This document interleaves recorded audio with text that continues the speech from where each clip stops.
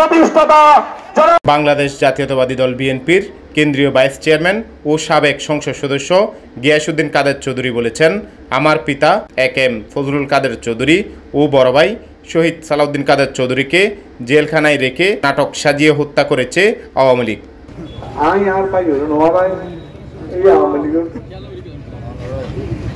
আর পারিবারিকভাবে বহুত কিছু হই আর বাপ মারা গিয়ে দেয়ালত আর ভাই উগের ফাঁসি হয়ে দেয়ালত তবে কিনা আওয়ামী লীগের আমলত।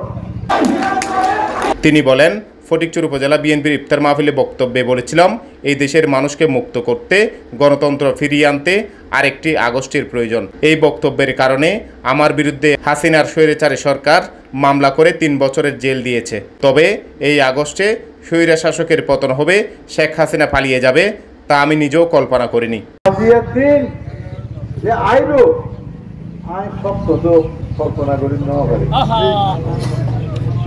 আল্লাহর বিশেষ রহমত আর পরিবারের কেউ কল্পনা করি তো আবার আজকের দিন আইল 5 তারিখ ইতি যাইবে বুঝি কেউ জানতো না ইতি কেউ অবস্থা দিয়ে নাই যাইবে কারণ হয়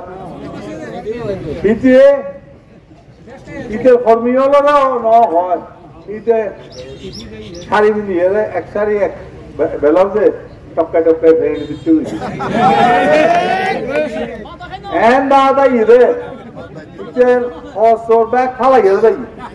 রবিবার দুপুরে ফটিকছড়ি উপজেলার জাফরনগর ইউনিয়নের মোহাম্মদ তকিরহাট বাজারে তার আগমন উপলক্ষে স্থানীয় বিএনপির দেয়া গণসংবর্ধনা অনুষ্ঠানে প্রধান অতিথির বক্তব্যে গিয়াসউদ্দিন কাদের এসব কথা বলেন।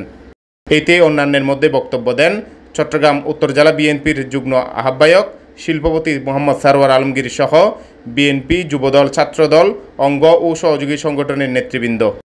আজকে আমাদের মাঝে উপস্থিত হয়েছেন, যিনি উপস্থিত হয়েছেন উনিকে ওনার ভাইকে আমরা 2008 সালে বিপুল ভোটের মাধ্যমে নির্বাচিত করেছিলাম।